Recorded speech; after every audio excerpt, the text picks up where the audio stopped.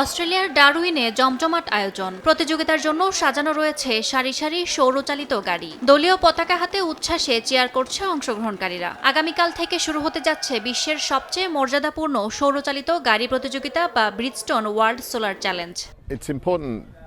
Global solar কাউন্সিলের পরিচালক জানান, শতবর্ষ ধরে গাড়ি চলছে পেট্রোলে, কিন্তু জলবায়ু পরিবর্তনের এই সময়ে পুরানো প্রযুক্তি ছাড়তে হবে। তাই সূর্যের শক্তি কাজে লাগানো এখন শুধু প্রতিযোগিতা নয়, ভবিষ্যতের টেকসই সমাধান।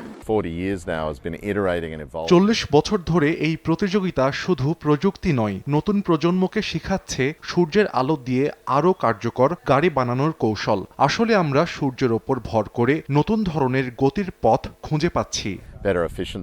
এবারের আলোচনায় নতুন সংযোজন ফিন টেকনোলজি। গাড়ির পেছনে ছোট্ট ফয়েল বা ফিন যুক্ত করে বাড়ানো হচ্ছে স্থিতিশীলতা ও গতির দক্ষতা। জার্মানির সৌরচালিত গাড়ির টিম থেকে শুরু করে নেদারল্যান্ডস, যুক্তরাষ্ট্র, হাঙ্গেরি, বেলজিয়াম, জাপান ও দক্ষিণ কোরিয়ার দলগুলো নিজেদের নকশা প্রদর্শন করছে। ট্রায়ালে এগিয়ে রয়েছে জার্মানির দল। প্রথম সারিতে জায়গা নিশ্চিত করেছে তারা। 24 আগস্ট থেকে শুরু হতে যাচ্ছে মূল প্রতিযোগিতা। ডারউইন থেকে এডিলেড পর্যন্ত 3000 কিলোমিটার দীর্ঘ এই যাত্রা শেষ হবে 28 আগস্ট।